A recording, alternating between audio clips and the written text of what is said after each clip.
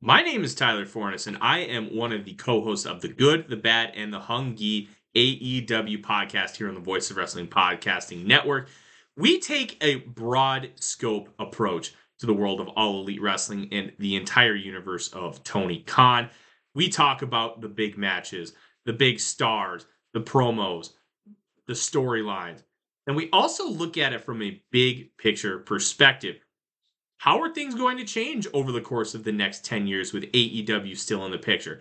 How are companies like WWE going to adapt and adjust to AEW? Are they going to be a similar way like they did with WCW in the late 1990s? Will there be a counterpunch? We talk about all of that and more on The Good, the Bad, and the Hungee every week on the Voices of Wrestling Network. This podcast is a member of the Voices of Wrestling Podcasting Network. Visit voicesofwrestling.com to hear the rest of our great podcasts, as well as show reviews, columns, opinions, and updates across the world of wrestling. Hello, everyone. It is a solo Good Bad and Hungee this week. It's Fred. That's me. No Tyler. Had a little surgery last week of the dermatological variety. Nothing to get too excited about, but I did have that on the day we the day before we normally record, and I didn't feel like, dealing with the whole I have 6 stitches and I'm going to power through a podcast, I guess, thing. So, or I was just lazy. However you want to look at it, that's fine. So it's just me, and I still haven't even watched Dynamite from this past week. This is an extremely busy period for me. I work. So for the next week, I'm going to be largely unavailable. So this is a make good to y'all. I'm just going to sit down and I'm going to talk about a couple things that I vote on. I'm a voter for the Wrestling Observer Newsletter Hall of Fame. And I'm also a voter on the FSM 50, which is the spiritual successor to a top 50 that, Fighting Sport Magazine, I believe it was, a little before my time, before I started contributing to wrestling stuff, was voting on the top 50 wrestlers in the world. And that's continued on Voices of Wrestling. I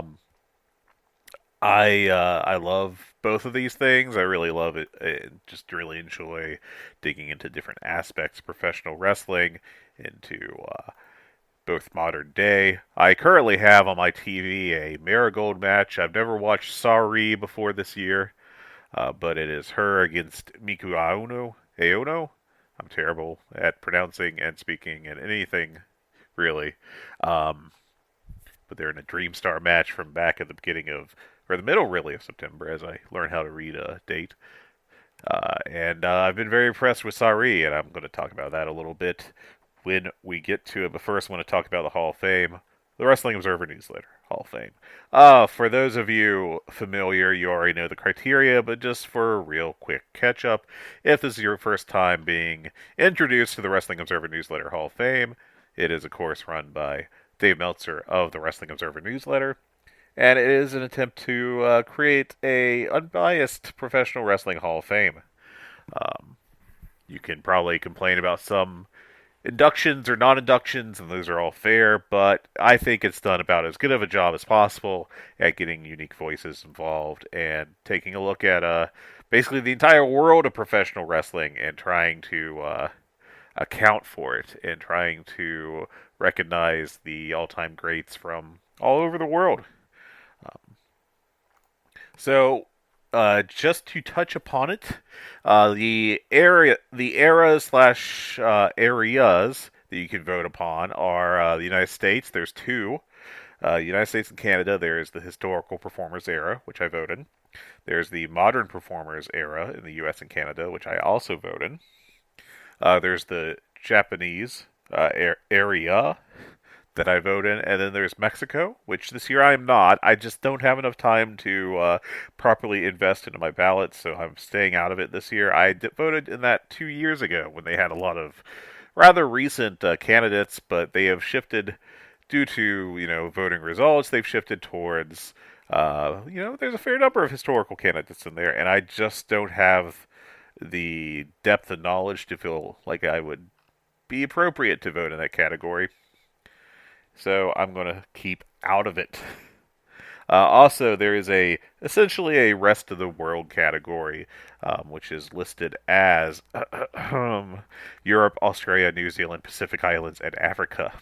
So, um, which is one not one that I'm really good at, and two, tough to feel like it feels tough to research to me. Like I feel like you have to. It's such a wide spread of them, but I also understand that if Dave were to split that into the component parts of Europe, Oceania, and Africa, that you'd have like 3 people in each area, and then you'd split the voting base down and all that. So, and then there is a non-wrestlers category. Now, the thing with the non-wrestlers category is the people in that category are in a bucket with the different categories I've already mentioned. So, some people on there, for example, I will point to Ted Turner as probably the most familiar name, or one of the most familiar names on there. He is in the U.S. and Canada modern vote totals. So Dave made that clear so that if you're voting for someone, you weren't accidentally, tipping into a category you didn't mean to. Just to go over the names on this year's candidates. Now, the one I really would focus on, which I think matches the focus of this podcast, since it's an AEW podcast, is the modern performers in the U.S. and Canada. There are, well, let me count real quick, 22 candidates, so people can vote for up to 7. You can, of course, choose to vote for 0 if you really think none of them deserve to get in, which is a decision. I think this batch is too strong for you to do that, but there will probably be people out there. A few candidates that I'm going to dismiss out of hand that I just don't see as having a good argument for induction. Trish Stratus has hung around like 12% now for several years, but I've been a proponent for women inductees in the past, and I continue to be. I just don't see it with Trish Stratus. I've never seen her as a high-level draw or high-level worker. I do think she had quite a bit of success in WWE, but it was always in a kind of mid-card role. I think she did a great job of improving from a really untrained worker to a pretty decent worker. I mean, it was good improvement, and she should be applauded for that. And I think she had about as much success as a woman could in aughts WWE in the pre-Divas Championship era. But that company just wasn't allowing women to be main event stars. It had them capped at a certain level, and it didn't treat it seriously. There's stories from, I believe, Victoria talking about how they would be told to not have good matches. They weren't supposed to have matches as good as the men. And I just feel like it's a case where it's obvious that WWE didn't value what Trish Stratus was doing, and she was kept from being a top star. And unfortunately, that, I think, precludes her from coming in as a draw. I don't think her matches were good enough to make her a candidate at all. Just in terms of raw match quality, I think she's the worst candidate on this list, and I just don't see it with her. Two others that I just don't really see a good argument for are Sid Vicious and Bray Wyatt, both of whom passed in the past year, if I recall correctly. Maybe a little over a year now for Bray. God, time flies. And obviously, I hope they both rest in peace. Obviously, I have no problem with either of them. This isn't a personal reflection on their character, but I don't think either really qualifies as a Hall of Famer either. Sid is, the 90s in the U.S. weren't exactly a hallmark of, great wrestlers at the top of cards, but, even within that group, Sid Vicious was a weak performer in the ring, but he was very charismatic. I mean, it's not like he had no skill, let's be clear, but he was not exactly putting on 4-star classics on a regular basis, I'm glad we had Sid. I'm glad Sid was part of professional wrestling. I enjoy Sid quite a bit, but he would never had a sustained run on the top as a major draw. There were periods where he was a difference maker, I think, where yeah, but I don't think he was ever at a hot period. He was always kind of a guy that was more over than you expected, but I don't think he ever drew really huge money. So, and as far as influence, because that's the third prong that you can get into the Hall of Fame, I just don't really see an influence case for him. So, as a result, I can't vote for him. On top of that, Bray Wyatt. Uh, or I guess I should say separate from that. Bray, again, Bray's like my big what if, because when he first debuted as just the creepy cult leader on the main roster, I thought that he had promise. He had the ability to cut good promos. He was charismatic, and while he was healthy enough, and it felt like that was always too short of a period. He felt like he was always dealing with some kind of injury issues. Bray could work, I thought, decently well, and but it was a bad period for WWE.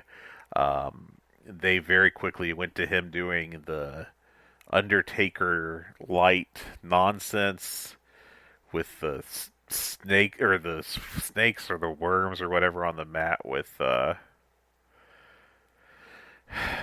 Randy Orton match and the exploding monitor and the John Cena match, and it just got very dumb very quickly.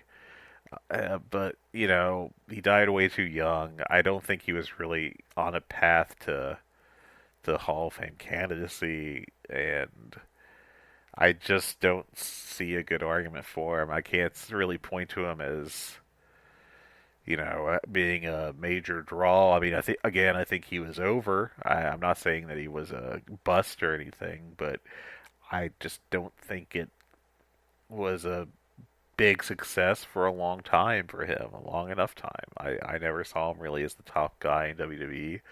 And when he was pushed heavily, I felt like it was to the company's and to wrestling's detriment.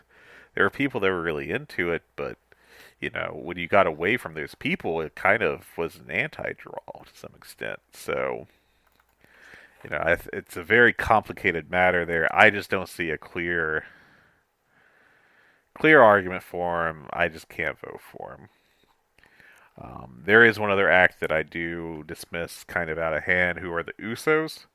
Um, I've always seen them as a lesser version of the Young Bucks, and they try to work like them, but they don't commit to it fully because they have to follow the WWE formula.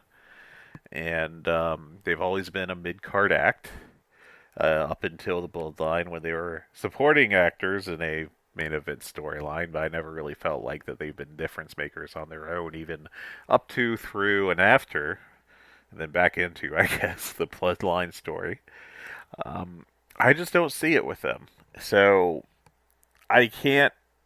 I don't think they're like a high level tag team. They have stuck together as a tag team for most of like a decade, which in WWE is exceedingly rare. Um, but it's not like they have a long line of all time classics. Really, they're good, but they're not great, and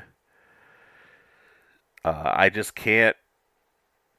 Yeah, they have don't really have a drawing history, and I don't see a real influence argument for them at this point in time. So again, I can't really vote for them. So that's another one that I knock off the list pretty quickly. That leaves a interesting bunch, and I'm going to go over the names that I am not voting for. Asuka, aka Kana, the American Asuka, obviously in WWE, is a candidate for, I believe, the first time. Now, this is not limited to just voting for her based on what she's accomplished in the U.S. It's just that this is the group that she's been assigned because at this point in her career, most of her success has been accomplished in the U.S./WWE. I think she's been successful in WWE. I just don't think she's ever achieved the drawing power of Becky Lynch, and I don't think she's ever accomplished the in-ring ability or accomplishments in the U.S. I'm not very familiar with her Japanese work, sadly, although I know her reputation as a great worker from there. But I think in WWE that she never really accomplished or reached the heights of Sasha Banks / Mercedes Moné. Now, she's had several great matches, but I just don't think that there's a history of her being a great wrestler. Now, this brings me to a point that I wanted to bring up, which is, you know, the three tenets of the Hall of Fame. You can, there's three areas in which if you excel in one alone, that's enough to get you in, which is there's drawing, there's in-ring work, and there's influence. If you have a positive long-term influence on the industry away from your actual in-ring work or just as a result of it, or just your professional wrestling career, you can get inducted. When people talk about drawing, they talk about like very much fact-based, right? Because it's subjective. You're either a draw or you're not. You can point to houses, you can point to pay-per-view buys, you can point to TV sales, you even point to merch numbers to indicate if someone is a Hall of Fame draw. But when it comes to discussing a candidate's in-ring work,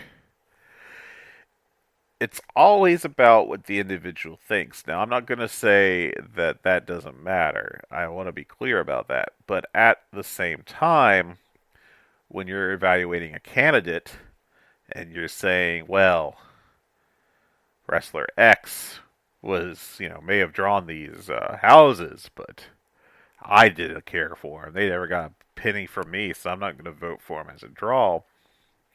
That's just kind of, no one does that. And I think that if that argument was made, it'd be rejected out of hand. People would be like, that's kind of absurd. Because these things have happened. These houses were drawn. These pay-per-views were sold. We have evidence. Now, when you come to in-ring, because, like take it, for example, Tomohiro Ishii was inducted as a member of the Observer Hall of Fame, I believe, in 2022 now. It might have been last year. I should have that in front of me, but I don't, because I'm not very smart.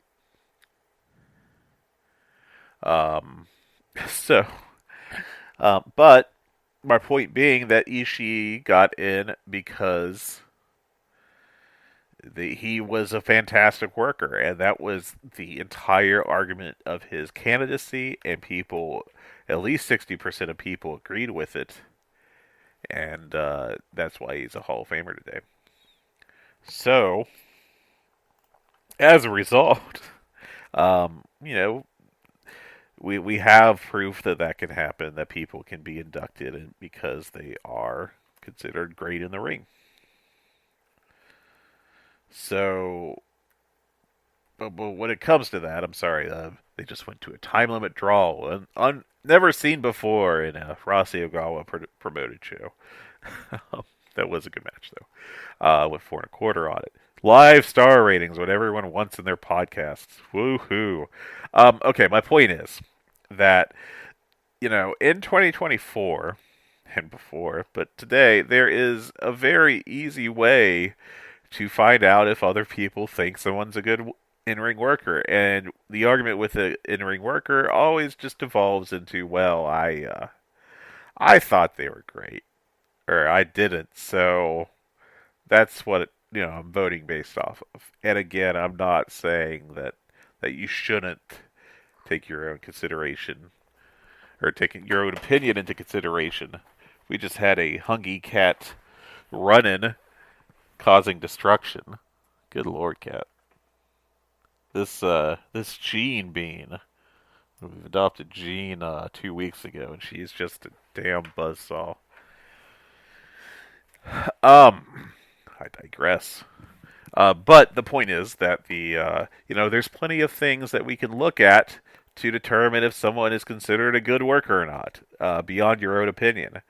And there's two things. One, you have the FSM 50, so that goes back to 2014. So you could at least look at a bunch of voters who got together and seriously sat down and considered the quality of the output of various professional wrestlers, and would vote on who they thought were the 50 best in the world. And you could look at that. You could look at the results of the Wrestling Observer newsletter most outstanding voting. That award is supposed to be the best in-ring worker in the world. And I have gone through the history of that, and using a statistic called award shares or MVP shares, I've found out what percentage of the vote approximately each person got each year and added it up, and that gives you a good idea of how people consider those people historically. And you can look at other aspects like the Thez Flair Award, the MVP, and you can also look at the Tag Team of the Year Award and all these other ones that I've done this for. But just to focus on, the most outstanding, if you look for Asuka, she never was a high finisher, at least high enough to receive meaningful points in the most outstanding award. So I think that's indicative that maybe she wasn't considered a great worker at her peak. If you go to the 2023 FSM 50, you can punch in Asuka's name at the bottom of that list, and that'll give you the all-time rankings. And you'll see that the only time she was ever ranked in the top 50 in the period of the FSM 50, going back to 14, was in 2017 when she finished 32nd. So I would not treat really either of these as completely it's not the end all be all of it, but it is indicative of some opinions from the time. And I think what these tell me is that Asuka really hasn't been considered one of the best workers in the world. And I think that kind of shows that it's not just my opinion that she is flat on that. I'm not voting for Edge. I think Edge would not be a terrible Hall of Famer if he were inducted, but I think he'd be one of the weaker ones. And I think I may have voted for him in the past. I think there's an argument with him. I think he's a pretty good worker. He has influence with the TLC stuff. He did have that great heel run against John Cena. I think that really did help the company out a lot. We talk about how Paul Orndorff was Hogan's best drawing opponent until he got Savage across the ring. I think if you went back and looked, Edge would be one of the top opponents for John Cena. But I can't put him in the top 7, which is how many I can vote for in this category. I do struggle with him a little bit. So that's something. That's where I stand on Edge. Is I just don't think he has enough of an argument, enough strength to push him into the top 7 in this group. I would consider voting for him if I had more spots to use. I don't know that I would actually pull the trigger, but I just don't have him in there. And similar to him, Bill Goldberg is another guy that is on the ballot, and I considered voting for and decided not to. I think there's a good argument with Goldberg that I think is entirely drawing, but and you could talk about how WCW dropped the ball with him, but I think it's very meaningful that with him, he was on the sideline for like a decade after that horrible first WWE run, where they went out of their way to try to not draw money with him, but to hurt him. It's just extremely stupid, but that's what they did. But when he came back, he actually, I think, was a big star for them, and he was a draw. And it wasn't because they ran some big angle to get him hot. They just brought him in, and everyone was like, "Oh, it's Goldberg. He's awesome. Let's go see Goldberg." So I think that is more meaningful than typically just coming in and being hot. Is that it was entirely off of his previous accomplishments, even with the flawed booking around them and all that. So I think that presents an argument that maybe his drawing power is a bit underrated. Now, he did have a very short peak. I understand all that, and I get why you might not vote for him. I find him tempting, but I am not voting for him this year because again, you get 7. I think his drawing peak was a little too short to really push him into the top 7. But honestly, he might be my number 8. I think it's not a bad argument. I think there's some strength there. Samoa Joe is, if I were to start should be in the Hall of Fame, but because of malpractice is not. And I just don't think has a real argument to be in the Hall of Fame. Assuming neither ever gets in, I would start that list with Bill Goldberg, and I'd start it with the next guy, Samoa Joe. Both guys, in their own way, should have been major stars in the U.S. for a long time. And because of, generally speaking, promoter / booker incompetence, neither of them made it.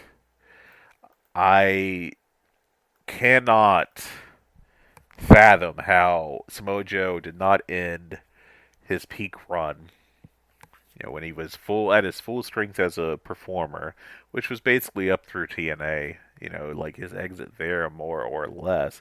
I can't fathom how he was not made into a big star in professional wrestling with all the skills he had. But, you have all the LOL TNA stuff out there with their bad booking, and he was probably the biggest victim of all of them. Just really misused for the majority of his run, and it's very frustrating, but I just do not see a good argument for him in terms of drawing. I just can't see it. I can't put it together. I don't see it an influence at this point. Ring work, I don't know. I haven't been convinced of that. And if you go to, he's never, I think his peak was over by the time the FSM 50 was a thing. But if you go to the Most Outstanding Award, he is 20th all time in terms of career Most Outstanding Award shares. So maybe there's an argument there. But I think the problem would be, if you went back and looked, that his peak was just a little too short, that, his misuse in TNA really kind of kneecapped his ability there. But the only people with more award shares in this category all time are Will Ospreay, who is not eligible, and he's number 4. And boy, you better believe I'm voting for him as soon as possible. Number 15, Shingo Takagi. Number 17, Davey Richards, who again, like Joe, I believe, I'd have to pull up the exact numbers, but Davey definitely was like a 2-year wonder, more or less, on the voting. Kenta at number 18, and then Samoa Joe at number 20. Those are the only people in the top 20 from all-time Most Outstanding Award shares that are not in the Observer Hall of Fame. So that list, the people above Samoa Joe that are inducted are Bryan Danielson, Kenta Kobashi, Chris Benoit, Ric Flair, Kazuchika Okada, Jushin Liger, Kenny Omega, Hiroshi Tanahashi, Kurt Angle, AJ Styles, Mitsuharu Misawa, Shawn Michaels, Toshiaki Kawada, Manami Toyota, and Eddie Guerrero. Those are the only people that are above Samoa Joe that are inducted into the Hall of Fame. And he is directly above Kota Ibushi, Tomohiro Ishii, Rey Mysterio, and Tatsumi Fujinami. So maybe Joe has a better argument here than I thought originally. He's also above Shinsuke Nakamura, Ted DiBiase, Yuji Nagata, Nobuhiko Takada, and Bobby Eaton, amongst others. Maybe Joe has a Hall of Fame argument for just off-it in-ring work. That's something I'd have to think about some more. But at this point, I'm not voting for him. I just, maybe I just haven't seen it with him. Maybe I need to do a deeper dive. But to continue the negativity, I am not voting for the Outsiders, Kevin Nash and Scott Hall. I think this is basically an attempt to say, hey, the NWO was important, and Hogan's really the only guy from that that's inducted. I think it's a worthwhile consideration, but it would be entirely a drawing power with them, and I just never felt like that as a tag team they were the focal point of the promotion to that extent. Now there is an argument that early on they were the workhorses in terms of actually wrestling for the NWO because Hogan wasn't doing that nonsense. So I just don't see it. And it would have to be a drawing and maybe influence, but you could also argue that the NWO ended up with a negative influence argument because, just really that was the one card WCW had from their debut, and they had no idea how to book anything else, and it just got progressively worse and worse. And Nash in particular was a negative on the booking of WCW. I think he really did hurt it, so I can't go for it. I just don't see it.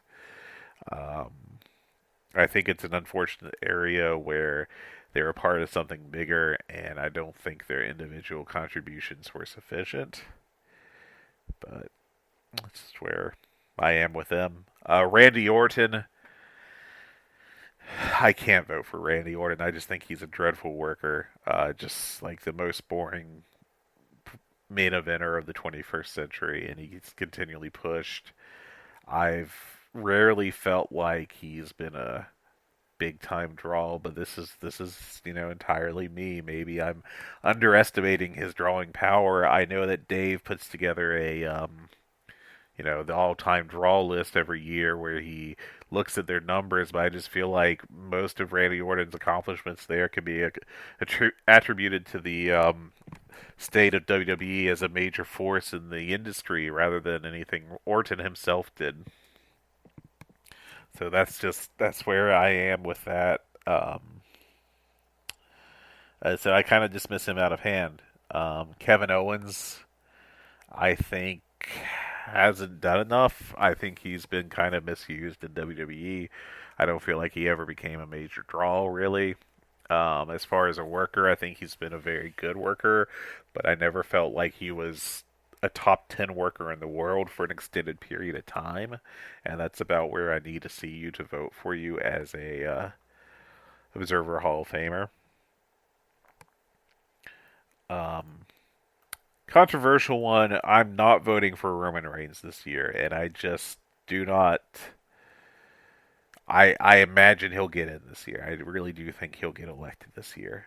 But the thing with Roman that kills me is his successful main event year or run has been basically 2022 is really when the bloodline got hot, when they started the Sami Zayn stuff. So you have a couple years with him, really, because I was late, if I recall correctly. And it took Sami Zayn and it took Cody Rhodes as opposing baby faces to really give him someone to benefit against. But you have the failed runs of the late teens in WWE where he was pushed as a god and it was rejected largely by the audience. WWE was in a popularity free fall. It was just about their lowest point of the past 20 years. With him on top as the focal point, with some of the worst creative of Vince McMahon's career. And I think that matters. And, I think that pointing to Roman Reigns as a drawing main eventer for 2 years and what is admittedly the hottest WWE's been since the Attitude Era. I just don't think that's enough. I don't see a ring work argument with him. I mean, I do think in the teens he was a pretty good working main eventer, and not at a like get elected by that solely type of standard. But I do think he was like putting on like 4-star level matches fairly regularly. But now I just think he mainly is like, well, I'm doing character work, so I don't have to wrestle hard. And the crowd's eating it up, so he's right. But I just don't think he's been adding to that argument any. I don't think he's ever been close to like a top 10 worker in the world. So I can't vote him in solely off that. And as far as long-term influence on the industry, it's way too early to tell. So I can't vote for Roman Reigns. I'm just not able to make myself do it. I do think he's had a very successful couple of years on top, but if we're going to talk about if Roman Reigns' career ended today, if he walked away from the business entirely and never came back, he would be talked about as a longer term draw than Goldberg, and he is, but not by that much. And I think that's the big issue I have with voting for Roman Reigns at this point. Is it's largely a drawing argument, and there's not a lot of years there. And you'd have to go back and give him credit for some really gnarly years in WWE in the late teens. And I just think that's not Hall of Fame level stuff. So that's where I am. It's not that I think he's a bad performer or anything, of course, but you know, with the way things are right now in the discourse, there's always the concern that someone will hear this and be like, "This guy hates Roman Reigns," and then I get a litter bump. I just don't see it, and so I'm not gonna vote for him. I wrote an article a few years ago about the are you the I haven't seen enough argument, and it being applied to people like Tomohiro Ishii, who's that was like in 2022 in his in-ring career, like you knew what he'd been doing for over a decade. Roman Reigns has not put together that long of a run. We're not talking about like a the guy that's been successfully main eventing. I think a lot of it's been failures, and that's kind of the problem. Is a lot of it was before this hot period. It was with him trying to be on top, and you know before attrition won out. Basically, I just don't see it, so I can't vote for him. And let's see, Sami Zayn, I think, is very much like Kevin Owens. I think he may have been a better working version of him. I think you could give him some credit for really heating up the bloodline and making it an actual, I think, a truly successful main event act. Um, but I just feel like he's already been slotted back down to the mid card. He's been in the WWE Intercontinental Championship picture, and he had a nice feud with Gunther. They had some really good matches. And I think Zayn's is a really good worker, but I just can't compute him being a top 10 worker in the world. Again, if you go to the FSM, um, pull that up, you type in Sami Zayn. He was number 8 in the world in 2014 and number 17 in 2016. And that was it. Um, and if you go over to the Observer, he's 46th all time, which is good, but I don't think it's like a lock. That puts him right between Satoshi Kojima, who has not been inducted, and it puts him ahead of CM Punk, who is well, you should I'll get to CM Punk shortly, but the Nigel McGuinness is ahead of him, and no one would talk about. He's never even been on the ballot. I think Chris Hero is ahead of him. I don't think he's been on the ballot. Finn Balor, I wouldn't take him seriously as a candidate. And he's close to people like Juventud Guerrera, who I mean, he was really good at his time, but Great Sasuke hasn't got his way in. Kurt Hennig is another guy with a similar number, hasn't got his way in. Zack Sabre Jr. I think hasn't shown enough yet. I'm not voting for him in his category. I can't. I just can't. I don't see it.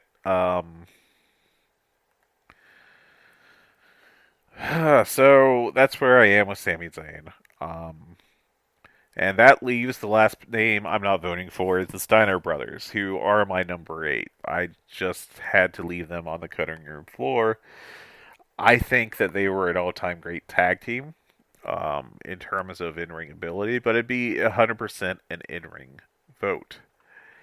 And the issue with that is that we get back to the thing I mentioned earlier with people saying, well, I didn't think they were good enough.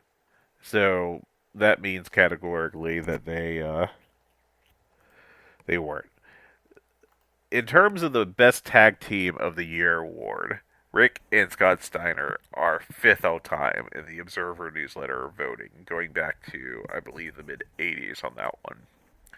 The only names above them are the Young Bucks, the Midnight Express when combined to their, you combine the Eden and Lane and the Eaton and Condrey formulations, and the other one I'm forgetting, and my brain has collapsed, and I'm going to be embarrassed. And you're probably yelling at the podcast machine you're using about how I'm a fool, and I can't really argue, but anyways, all the Midnight Expresses are second all time. Then the Briscoes, spoilers, and FTR, and then Eaton and Lane by themselves. They're Steiner. The Steiners are above Hawk and Animal. They're above Kawada and Talway.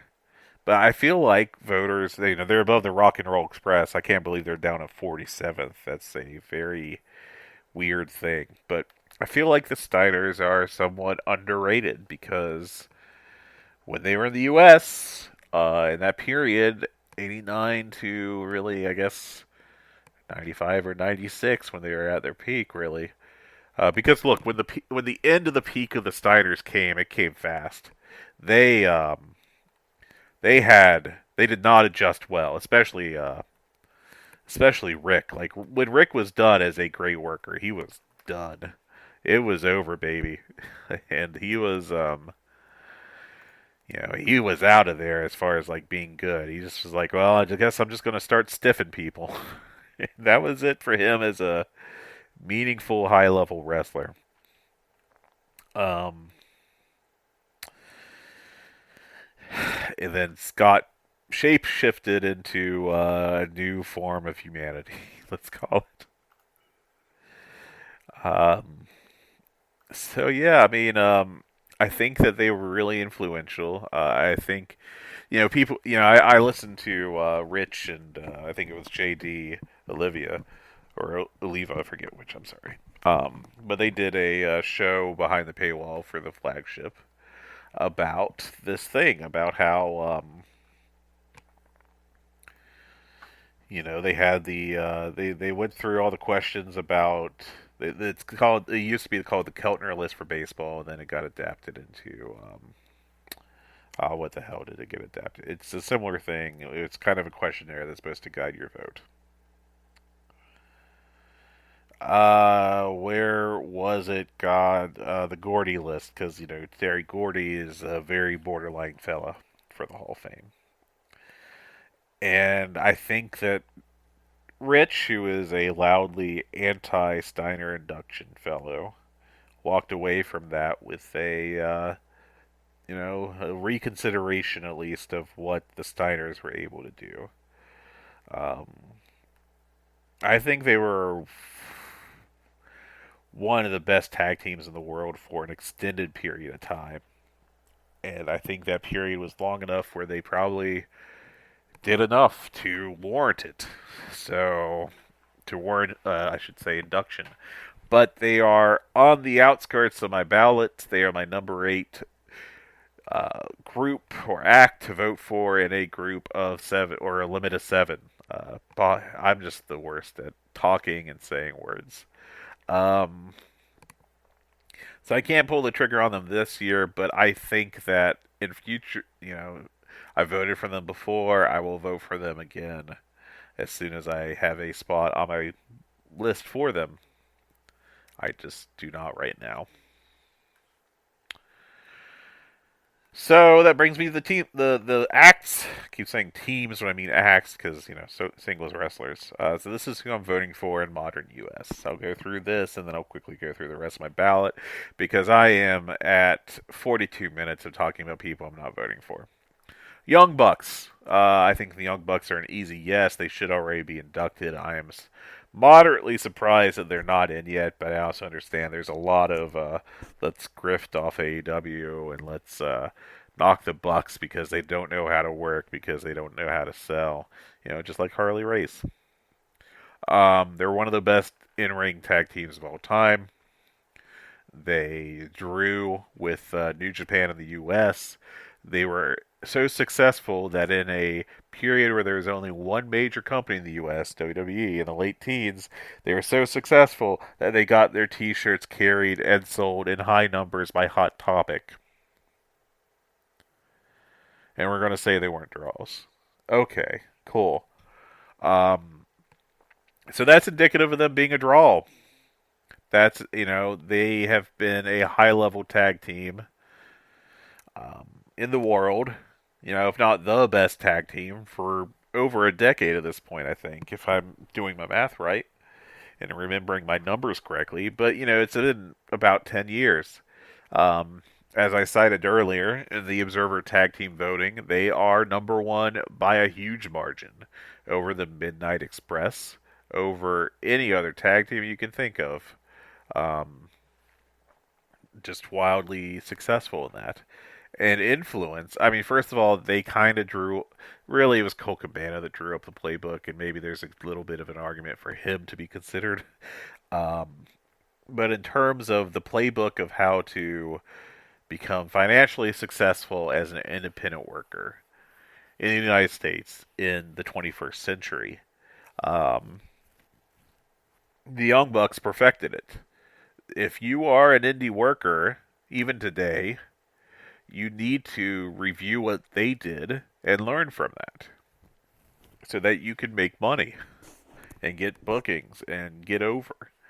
And, they did a lot of stuff that really, reworked how people became popular wrestlers. The vlog thing was influential. Other acts, have tried to do that. Independent merchandising. They showed how to make money with that. And they made a lot of money with that. And, in terms of influence, even more than independent workers make money, this is how to do it kind of thing, they were key to the founding of AEW, a company that just signed a huge money contract to stay on the air, that disrupted the monopoly of professional wrestling in the U.S. in the 21st century. Tremendously important. They check every box, and they're not in the Hall of Fame yet, and I don't know why. I mean, it's obviously people that are doing I don't, maybe they haven't accomplished enough. I'll need to see more from them. And, even if you ignore their ring work, even if you are the biggest Young Bucks hater in the world, they help change the industry so independent workers make more money. And they help change the industry so there's another place to get big contracts from another financially successful major TV company in the U.S. Those two things alone should be sufficient to get them into the Observer Hall of Fame.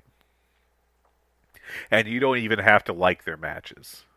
You can think they're the worst tag team ever because they don't know how to sell a limb or whatever. Never mind that I think it was Matt, maybe, or it was Nick. I can't remember. I am sorry. I'm sleep deprived. I apologize. Well, whichever one sold his back for approximately 17 years, and that had to have been a direct response to the whole "they don't know how to sell" nonsense. They're just complete workers, and you saw it with the Death Triangle trilogy, or I'm sorry, trios series last year, or yeah, it was last year, I think. Maybe 2 years ago now. My God. I don't know how calendars work, and I'm dumb as hell. But, they worked so many different series, or types of matches just in that series with Death Triangle. And I think it's obvious that they're fantastic workers, but if you want to die on the hill that they aren't, then you really don't have any argument against the other 2 points. They drew with merchandise, and they drew by being central to the New Japan's expansion into the United States. And they changed the industry by basically showing a path for independent workers to become financially successful on their own, and also help make AEW a thing that exists, and which in turn has created a new world or a new home for wrestlers in North America to make money from a major television group. I don't know what else you need. Becky Lynch. I have added Becky Lynch to my ballot this year. I think that hers is going to be very much a historical significance argument. Because before her, WWE, and it wasn't entirely her, but stick with me. Before her, class of wrestlers came to the main roster in WWE. The Charlotte, Bailey, although she was a little later, Becky, Mercedes, Sasha Banks. Before that group came in, WWE viewed women as a sideshow, as a freak show, as a way to use sex to draw, and not as a way to showcase women athletes. They were earmarked for one specific role, and that role was to look good, and that was how they used it. I already talked with Asuka some about how WWE treated, and honestly, the industry at large treated women's wrestling. You can track this back to Fabulous Moolah and her terrible influence on the sport, and just how that has fallen. And because WWE is so big in North America, or at least Canada and the U.S., they are the industry leader, and the worst aspect of WWE gets adopted as well as the good ones. And the treatment of women as pieces of meat was a huge part of that. Becky Lynch became a main eventer in that environment mainly just through her own skill. It wasn't even planned. They always wanted Charlotte to be the number one woman, and Becky Lynch outpaced her. Becky Lynch became more popular in WWE than Ronda Rousey, the woman who made women's MMA a thing, who was a cultural phenomenon in legitimate sports before going to WWE. And that's it. That's the argument. And she changed women's wrestling. I mean, you can point to other people like Sasha Banks, and you can point to Charlotte and other people, but Becky was the one that got super hot, that became super popular, and was the main eventer. She put up those yards. She scored those points. Whatever sports analogy you like. I just think it's got to be her, and I'm voting for her. CM Punk, another person that I think, and it's very funny because he and the Young Bucks both should be in the Hall of Fame already, in my opinion. Have pretty clear-cut cases. Punk's a draw. You saw what he meant for AEW's business when he came in. You saw how he hurt it when it left. Now, mind you, I think there's some additional hurt there because of the way he did it. But, if you look at the list of inductees, they're not exactly all good guys, So he's been a successful worker in terms of putting on great matches, and one of the best promos of this era, if not at various points. I think it's pretty obvious that CM Punk should be a Hall of Famer. I think he checks off at least the ring work and the drawing check boxes. You could maybe argue the influence one. I think that's kind of personal. I think there's some negative influence you can attribute to him there as well, but he's a easy yes for me. The Briscoes, Mark and Jay, I also vote for. And that's because I think they are one of the best tag teams of all time in terms of their ring work, and they did it for so long, and they accomplished so much that by itself, it's very similar to the Tomohiro Ishii argument. I think that's sufficient. They did it in a smaller company, mainly with Ring of Honor, and I worry that this voting base, just when it comes to anything that isn't WWE in the 21st century in the U.S., are just instinctively like, no, there's no way I'll even consider them. They should be in. They had those great matches. I think their argument is entirely a work, how much you value their match quality. But I think it's obvious that they're there. They've had great matches for a long, long time. And they did as a tag team, and they stuck together for a long time, 20 years, which is unheard of in North America tag team wrestling in the past the post-Mania era, really. It's them and the Bucks, more or less, and unless you start counting like the Rock and Roll Express doing nostalgia shows starting in the aughts, um, I just think it's obvious. It's, they accomplished a lot in terms of match quality, and I think they're an easy yes. John Moxley, I'm voting for.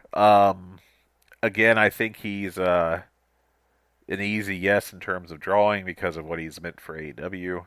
He also had some accomplishments drawing with WWE, and I think he also, when he went to New Japan for that G1, I think you also saw what his drawing ability was because I think that was a really big deal when he did that. So I think that's an easy yes there. Paul Orndorff was a very good worker in his era, but I think more than anything else, he was a major draw. He was one of Hogan's best opponents of all time.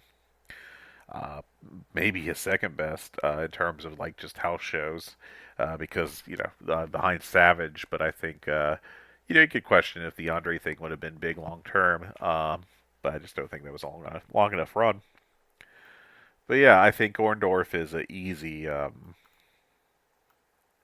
pick there in terms of accomplishments. And I am choosing Cody Rhodes as my seventh. I thought about not including anyone there. I thought about voting for the Steiners here. I went with Cody Rhodes, and here's my reasoning.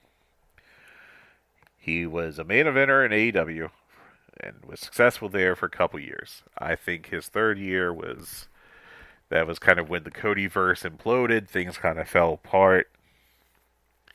And the awkwardness of him always being off in his own universe, separate from basically whatever else was happening in the company, kind of really added up. He was successful on the Indies after he left WWE after his disastrous Stardust run. Again, Vince McMahon is a creative genius and always is right. So is Triple H. Anyways, I think he was very successful there. And he's been very successful from the minute he went back to WWE. He timed that jump perfectly. He read the writing on the wall. And on top of the, whatever issues he has with Tony Khan in terms of, the struggle for creative power or whatever happened there, I think he is a is tremendously over in WWE. They got 2 Manias out of his chase of the title, and he's a fantastically over babyface in a company that has really struggled to have over babyfaces for a long time now. So I give Cody Rhodes the nod here. So that's my 7 in modern performers in the U.S. And Canada. Young Bucks, Becky Lynch, CM Punk, Briscoes, Moxley, Orndorff, and Rhodes. All right, that's 56 minutes. I am not going to do the same level of talking about the other areas that I am voting in. I will briefly touch on them. Historical performers in the U.S. June Byers. Look, we put Mildred Burke in back in '96. Dave was like, she is a Hall of Famer. June had the same level of success as Mildred Burke, maybe a year or two less. Once she was done, it basically, women's wrestling in the U.S. was taken over by the fabulous Moolah and became a complete shit show. June Byers was the last gasp until Becky Lynch of meaningful treatment of women wrestlers as anything other than eye candy and allegedly victims of sex trafficking. Byers was successful. I need to write an article for Voices for Wrestling about this, but there's a long run of her drawing money. She's she was successful in her own terms in the 50s. I think it's an easy yes. Junkyard Dog. I know that he was not a good worker and that he got even worse. But he was an over territorial star for about 5 years, and he did that as a black man in the Deep South in the 70s and 80s. That's Hall of Fame level stuff. I think he's a yes. I think just in terms of, And I think that we kind of overvalue drawing in the relative to ring work because they're supposed to be equivalent. But I think he checks the one box, and that's without any kind of did he have influence as a major black star in measuring that. I just think he was a successful enough draw, and when you consider the circumstances of it, it becomes even more impressive. I'm voting for the Von Erichs, another group that had a short run on top, but they were extremely popular and extremely successful, and I think very much had a huge influence on wrestling in the area they were in that time period. I think that they're an easy induction as well. And Sputnik Monroe is another person I vote for. I think it's a little overstated his role on ending segregation in that time period. I think that some of that should go towards Roy Welch, who was a promoter in that area, who was also on the ballot and who I'm voting for. But Sputnik Monroe, tremendous, role in ending segregation in Memphis, at least at professional wrestling shows. But I think it's admirable quality, and I think that's sufficient for induction. And Johnny Rougeau was a fantastic draw up in Canada. I think he's kind of been forgotten, but I think the numbers that are out there for him are extremely impressive. Side note, I just had another Marigold match here in Nane Takahashi and Sari in the Dreamstar Grand Prix, and can you believe that Rossi Ogawa did it again with a time limit draw? Who could have foreseen this turn of events? I thought it really was a great match, though. I thought it was like 4.5 stars. It's great stuff.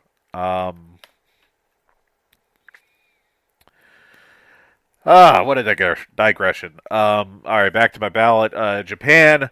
Shingo Takagi is the easiest one for me. I think he's a fantastic worker. Had drawing power on top of New Japan.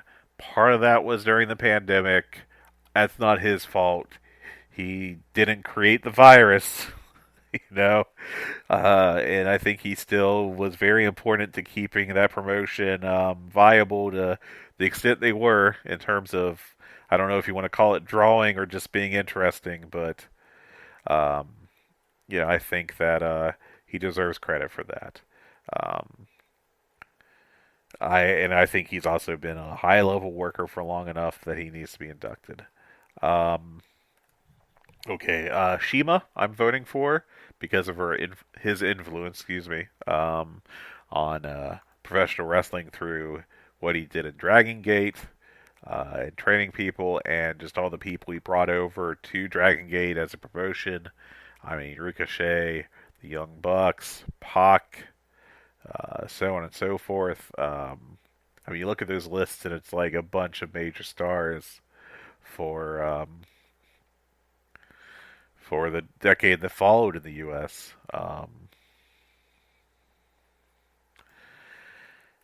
And I'm also voting for Hayabusa for the first time. I think his argument for influence has really won me over. I think his drawing has been underestimated because he came after Onita, who drew bigger houses, but I think that it's pretty clear that Hayabusa was successful on his own. Not as successful, but I don't know. If you're going to tell me you're going to start, not voting for people if they're not as big of a draw as Hogan or as good in the ring as Misawa or whatever, you're going to have a damn small Hall of Fame, buddy. That's what I think you're going to end up with. And that's my 3. I don't have a 4th. I could vote for a 4th. I'm just unimpressed with the rest of the names. I'm abstaining from those other categories, and then we get to non-wrestlers. I think I am going to vote for 6. I bounce back and forth on Dave Brown, but I don't know. I just don't know that I can vote for him. I understand his importance and everything to the Memphis territory, but I don't know. But the ones I am voting for, I think, are generally pretty easy. Bobby Bruns is in the Japanese region, because he trained Ricky Dozan and helped introduce wrestling via him, I think that's sufficient influence that it doesn't even matter anything else that he did. Like that's a big enough thing that's a induct him kind of thing. Bobby Davis is a vote for me. Just basically, he is um, what modern managers do. It's Jim Cornette credits him, Paul Heyman credits him. Um, I just think it's clear. Grand Wizard, lesser candidate than Bobby Davis, but again, like you can't go to the baseball or the basketball Hall of Fame and be like, I'm not voting for Clyde Drexler because Michael Jordan exists. It's kind of silly. Grand Wizard was very successful in WWF, and I think that he was a successful enough draw that he deserves induction. Morris Siegel was a tremendously successful promoter. Roy Welch was a successful promoter in Tennessee. And I think his influence, from what I've heard, goes down through the line to, the Jarretts. So, and Ted Turner, I vote for because I think he's got the historical significance. Several times he prevented North American wrestling from becoming a monopoly of Vince. I think he single-handedly did that because he wanted wrestling on his television and kept Jim Crockett alive. He gave Georgia Championship Wrestling a shot earlier, and he bought Jim Crockett and became World Championship Wrestling and kept that on the air several times when it was really struggling, and he could have axed it pretty easily, and he said no. So, that's different to me than I've heard people be like, "Oh, Nick Khan made WWE a lot of money." I think if you got someone other than Nick Khan, but that was insert nameless executive here, they would have done about the same. Ted Turner really changed the industry by himself. He was in a position where that would not have happened if he was not the guy in that position, and I think that makes him a Hall of Famer. So, I think that's pretty easy. Um, in terms of what else, you know, that's my look at the ballot. I've talked about, I think, the ones that would be of most interest to listeners of this podcast, and yeah, I feel pretty good about that, frankly. To finish up, FSM 50, that is hosted by Voices of Wrestling. It's a survey of a select few that vote on the top wrestlers in the world each year in terms of in-ring performance. So drawing doesn't matter, popularity doesn't matter. Um, I like that because it gives you a chance to highlight different people. So where I am with my wrestling watching this year is I am now up to about 730 matches rated from across the world. I'm getting caught up on Joshi promotions. This is the first year I've really devoted to watching a lot of Joshi. I watched a lot of Tokyo Joshi Pro last year. I watched some Stardom. But with Miracle, and I'm watching a lot of that. Sendai Girls is now on Wrestling Universe. I may try to watch their key matches. I'm trying to cover that area. Of course, AEW. I've watched every major match from that. There's a few that I have missed because I missed an occasional collision or whatever. But working on getting caught up on those. WWE, I've watched pretty much every match of theirs that I've been told is good. There is a guy that I'm going to have to specifically look up to make sure I haven't missed any of his matches, but I think in general I've done a good job covering that. And New Japan, I am a little behind that. I missed the recent British, trip, so, and I haven't watched it like the Junior Tag League yet, which I think will have some. It will matter to some extent, but it's usually the lesser of the various New Japan tours of the year or tournaments. How I start with mine, and it's not the end all with me, but it's how I start, is I do a math formula with my star ratings. And if that sounds extremely nerdy, buddy, you've never read anything I've ever written, have you? Um, so it starts with like 1 point for a 3.5 star match, and it increases. And because I'm a freak that does the five, I break the scale up to 6. Rarely, but still, I think it matters. I think it differentiates. Um,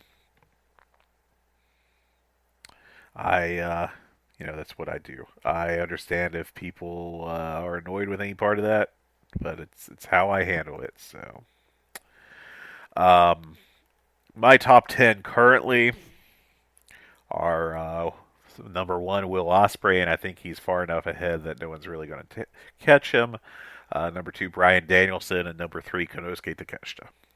Um, if barring finding someone from like Noah or All Japan or CMLL, if I can somehow get caught up on all those, boy, it's going to be hard. But I'm trying. Um, I think that's going to be my top three pretty solidly. Shingo Takagi is my number 4, and then Zack Sabre is my number 5. Zack Sabre is a candidate for the Hall of Fame this year. I think this is like his first year of truly being a Hall of Fame level guy, though, so I think it's way too early with him. Rest of my top 10, Yota Tsuji at 6, Kyle Fletcher at 7. I know he's been treated as kind of an undercard guy for a lot of the year, but I think he's had a lot of good matches, so I think that's a case of people overlooking him. Sari, I have at 8 right now, and I think I'm about to move her over Swerve. Or I'm sorry, Kyle. Swerve is my number 9. And then again, I know Okada's got a lot of flack for not working at full speed or whatever. I still think he's had I think he's had like 3 4 3/4 star matches. So he's my number 10. I would probably move him down a little bit, but when I get down to it. But I think he's had really a better year than people give him credit for. Um, let's see. Go through the rest of my top 50 or try to pick out certain people. I don't know. I always feel awkward when I do these. And, you can give me feedback by emailing us hungeepod, HUNGEEPOD @gmail.com. Or you can get on our channel in the Voices of Wrestling Discord server and share your thoughts. I always feel like, though, that these are dreadful podcasts. People wouldn't be interested in what I'm doing, but I don't know, man. This is I also think maybe some people would be into it. I don't know. Um, I'll go through the top 20. Orange Cassidy, John Moxley, Young Bucks, Claudio Castagnoli, Miyu Watanabe of Tokyo Joshi Pro, Yamato of Dragon Gate, Eddie Kingston, Adam Page, El Desperado, and FTR. That's my top 20. It is very AEW heavy. My final form will not be. Either I'll watch more wrestling to change, the rankings for me, or I'll probably just drop some AEW guys down. Like, I think that the Young Bucks, may have put enough matches together for me to have them at that, but I think spiritually this is not a near top 10 year for them. I do think they should be ranked. I thought they should have been ranked last year. I think they get a lot of flack for not meeting kind of imaginary standards, frankly, or I do think that the Elite gimmick has been a failure this year, but I also think they've had a lot of great matches. So there's that. El Desperado is really an underrated guy. I think he's a tremendous worker. Yamato has had a great year in Dragon Gate. I think that Dragon Gate has an issue where they'll feature someone for 4 or 6 months and then they kind of get dropped a lot of the time. That's kind of happened with Madoka Kakuta, I felt like. Watch me find out he had an injury I didn't know about. Ben K. Just a lot of guys. Masaki Mochizuki and Mochizuki Jr. I felt like have both not been featured enough to really be top 50 guys yet. Maybe they'll have a great closing stretch or something, but just right now, I don't see it. And Miyu Watanabe has really developed tremendously in Tokyo Joshi Pro. I think she's one of the best women wrestlers in the world. And I think it's really impressive what she's done. Um, I'll go through the top 50. God. 21, Shun Skywalker has had a great year for Dragon Gate. I think I remember when he was like number 3 in the world a couple years ago. I didn't watch him that year, so it's probably not fair to be too critical of that, but I just don't see where he's like a top 5 guy in the world right now, but I think he's really good. I think he's top 25 level. Gabe Kidd, that's a guy that's really stepped up, and I've been impressed by what he's done. I think he could get even higher. It might be good if he like brings the FU gimmick down like 10%, but he still rules. So Pac at 23, Ishii at 24, guy's still doing it even without being in the G1. I mean, he's just, I worry this might be the last year just because of opportunity, but he's still good. He's still really good, man. Darby at 25, injury has kept him down. I think he's at baseline like a top 10 guy in the world, but Hiromu Takahashi at 26, I think he is a guy that has, his injury really kind of cut short his, like, I'm one of the very best workers in the world thing. So now he's just only very, very good instead of excellent, which is a small distinction. Ricochet has had a great return to being a featured guy, I feel like, in AEW. He's at 27 for me. I feel like a full year in AEW could have him show out as a top 10 guy. Hiroki Goto at 28, fantastic G1 run. 29 is Miyu Yamashita in Tokyo Joshi Pro. I feel like she is a great worker who somehow loses all her juice when she goes to the US. I don't know what that is, but that's her best stuff has always been in Japan. It's very funny how that works. 30 is Luis Mate in Dragon Gate.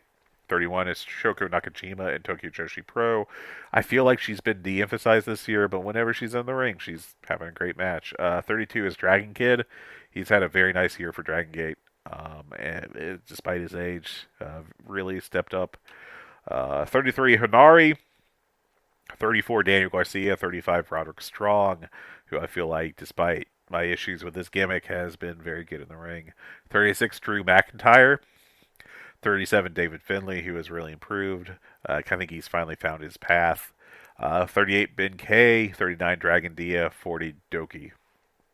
41 is Willow Nightingale, 42 Jackie Kamei, 43 the tag team of Axiom and Nathan Frazier, who I think they've had a really strong year. They've been the bedrock of like anything good on NXT, frankly. Great tag team, and they've had a very nice year.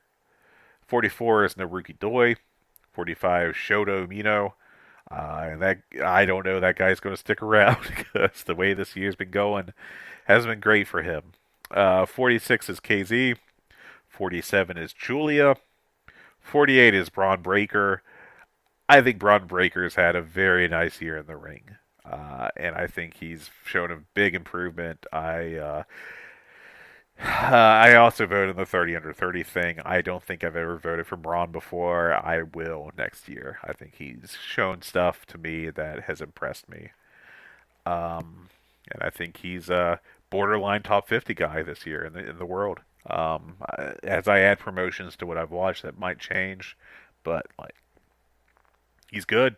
He's really good. I think he's got the whole like bully heel thing down, it's a good act and good work in the ring. 49 Tetsuya Naito. I have not watched his Zack Sabre match, which I think is somewhat divisive. I've heard people call it really good, and I see the cage match rating of like 7, which is not a particularly strong match. So, and then 50 is Hyo from Dragon Gate. Couple different notes here. When I get to Stardom, I'd be shocked if Azumi doesn't break into the top 50. When I get to Noah, I'd be shocked if Kino doesn't break into the top 50. Cody Rhodes is at 63. Ilya Dragunov is at 64. I probably need to make sure I haven't missed any matches from either of them. I thought Ilya has missed time due to injury, which would obviously have an impact here. Gunter is down at 85. And that is because I think he won the title and then hasn't been featured to have his great matches. I watched that Randy Orton match, and that was dull as dishwater. That was not because of Gunther. It was because that was a Randy Orton match where you got a bunch of chin locks. And I am not a chin lock enthusiast. I don't know. That's probably all the interesting stuff. As always, thank you for listening. I hope this show was interesting. Please give me feedback. If it wasn't, then I just won't do solo shows anymore. You can bully me away from them. But I do hope that they were interesting, that they were, that you enjoyed it, and I don't know. Here you go. That's the show. Thank you for listening, everybody. Again, you can give feedback, HungeePod, HungeePod @gmail.com, or join us on the Voices of Wrestling podcast network's Discord. We have a little channel in there where you can share thoughts. I keep my FSM 50 ballot updated on there. And we should be back next week after Dynamite. So that's going to be 3 Dynamites in a row without a show from us. Or until our next show, I guess I should say. So we'll catch y'all then. Y'all take care and have a good day. Thank you. Hello there, everybody. It's me, Garrett Kidney, the co-host of You've Got to Be Kidding Me on the Voices of Wrestling Podcasting Network. And I am Liam Jones, my full name, and I'm also a part of the Voices of Wrestling Podcasting Network as a co-host for You've Got to Be Kidding Me. We are a TNA history podcast that covers TNA 1 month at a time. We cover all the drama, all the matches, all the Vince Russo nonsense you could ever want in your life. Have you heard of TNA? I bet you have, but would it be funnier if 2 people made jokes over it the whole time? Probably. So if that sounds like fun to you, check it out on this very Voices of Wrestling Podcasting Network, and Liam will do bits and whatnot.